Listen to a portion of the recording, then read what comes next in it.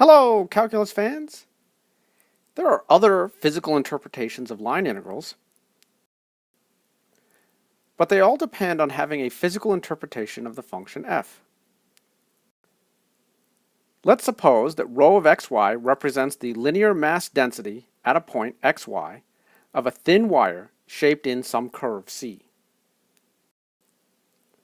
Then we could say that the mass of the part of the wire from p sub I minus 1 to p sub I, this is using the original picture that we showed about line integrals, it's approximately rho of xi star yi star times delta s.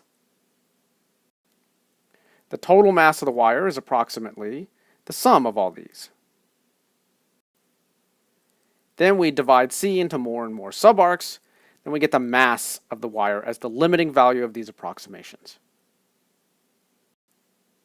The center of mass of the wire with density function rho is located at the point x bar, y bar. And here are the formulas to get x bar and y bar. So x bar is 1 over the mass times the line integral of x times rho ds, whereas y bar is the same thing, but instead of an x, there's a y. So let's do an example. Let's suppose we have a thin wire in the shape of the first quadrant portion of the circle with center at the origin and radius a. We'll say that the mass density function is k times xy. Let's find the mass and center of mass of the wire. First, we need to parameterize the quarter circle. We can do that with x equal a cosine t, y equals a sine t. So if we're doing a quarter circle, the values of t go between 0 and pi over 2. So the mass is equal to the line integral along C of rho. Then we put all the pieces in. So what you should see in here is, here's the mass density function. The mass density function is k, x, y. Then over here, we're using the line integral formula. We have to put in the square root of dx by dt squared plus dy by dt squared.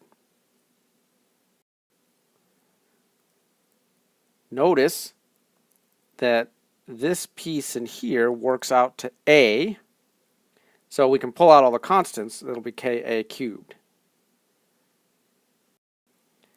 If we work out this integral, we'll just get a half, so the whole thing is ka cubed over 2. All right, that's the mass. Next up, we'll compute x bar.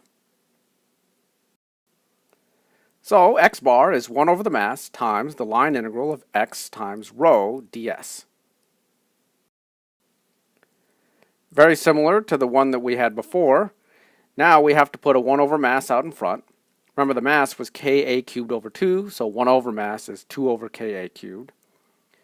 One slight difference in here is that now we have x squared, and then that's just y. The portion at the end will be the same.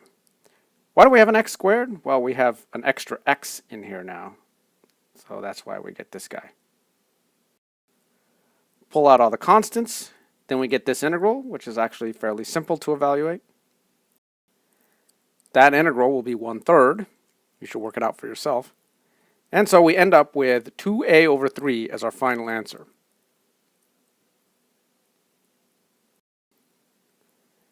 If you'll notice, the curve and the mass density function are symmetric about the line y equals x.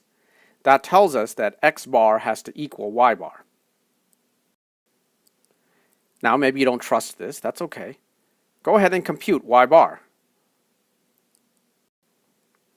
It won't actually be any harder than computing x bar. And so what you end up with is that the center of mass is located at 2a over 3, 2a over 3. Okay, that's all for now.